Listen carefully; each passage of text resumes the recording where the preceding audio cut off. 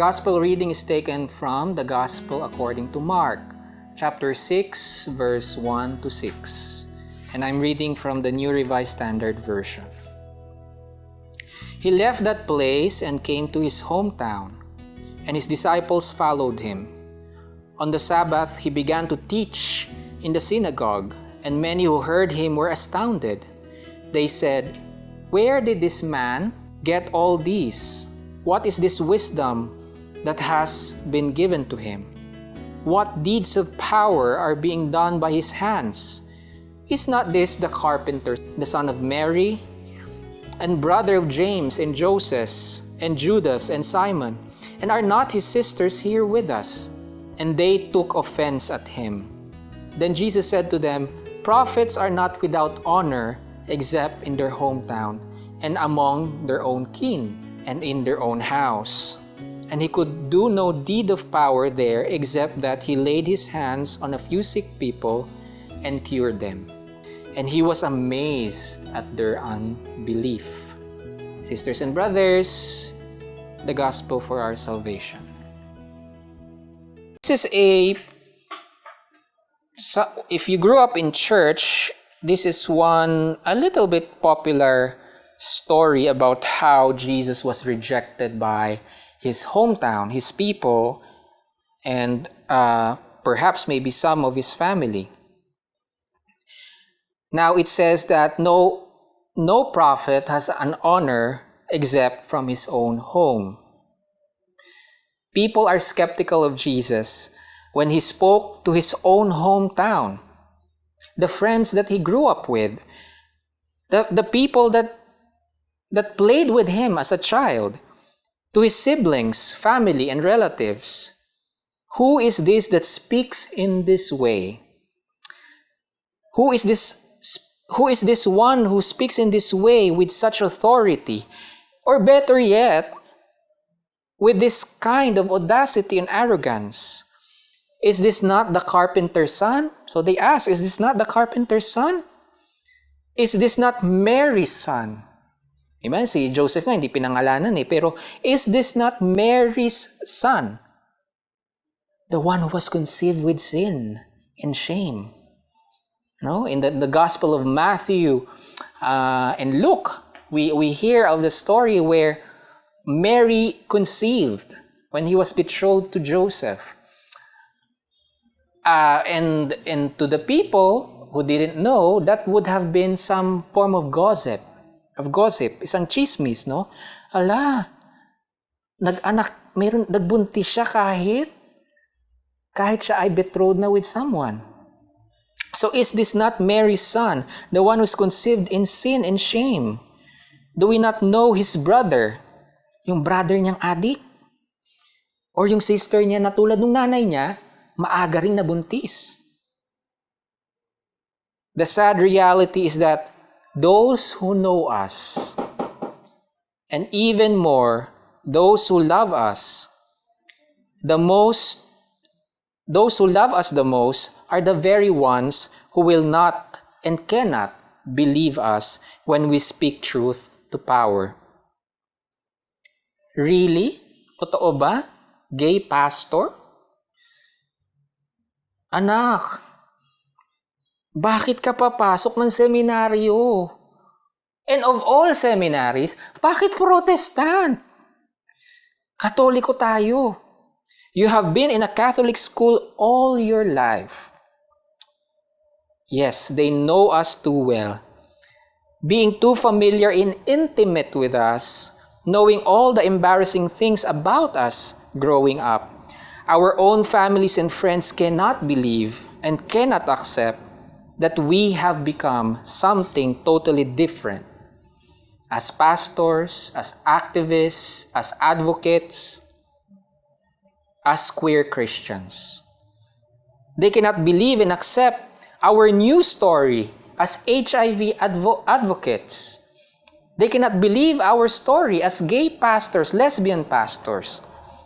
They cannot believe our story that we can be queer and Christian. They cannot believe and accept our new story and new message of justice and peace. our new path. Ano bang napapala mo dyan, anak, friend, mare, sis? Ano bang napapala mo dyan sa lahat ng pinaggagawa mo? And when we speak prophetic things, they are unable to believe and oftentimes are the ones who will judge us, reject us, and invalidate us. Therefore, as it was some 2,000 years ago, is the same thing today. A prophet is without honor in his or her own home, in his or her own tribe.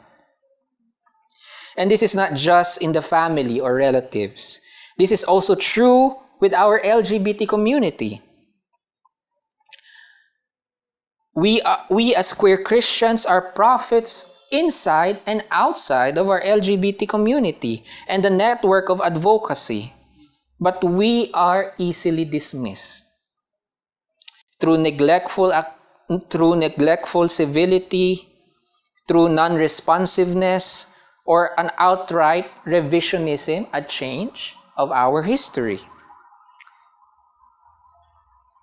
Particularly when a few people would say that the 1994 Pride March is not the Pride March, And one might think that it is because one of the organizers there is MCC, a religious group. Or that the other reason is because the other group, other than MCC, was an activist group. So, inside and outside of the LGBT community, a prophet has no honor. Particularly inside our own tribe, our own queer tribe. The internalized homophobia and intolerance, the internalized homophobia and intolerance of our community and the movement has a hard time believing and accepting that it is okay to be gay and Christian. That many LGBT people are indeed people of faith and deep spirituality, and that we are as effective preachers and prophets that proclaims justice and love of God inside and outside of our LGBT community. And so, as Jesus did, so must we. We must be prophets. Prophets wherever our message can be accepted. That's why after so many times, after so many struggles and so many years, since 1991 and 1994, MCC continues to be here, as Jesus did.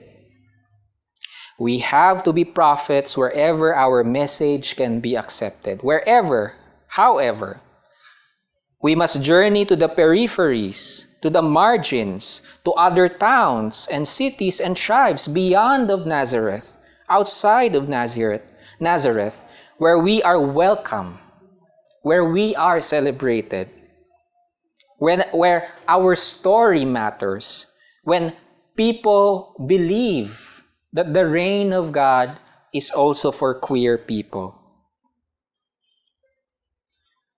We must journey together as rainbow prophets and queer babaylans, forming our own chosen families and friends, bound together by our shared mission and service to all, just like Jesus did.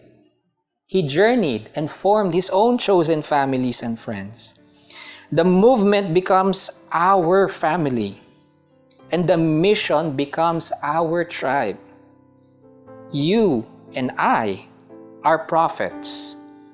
Do not be discouraged and do not fear. We are prophets of the living God.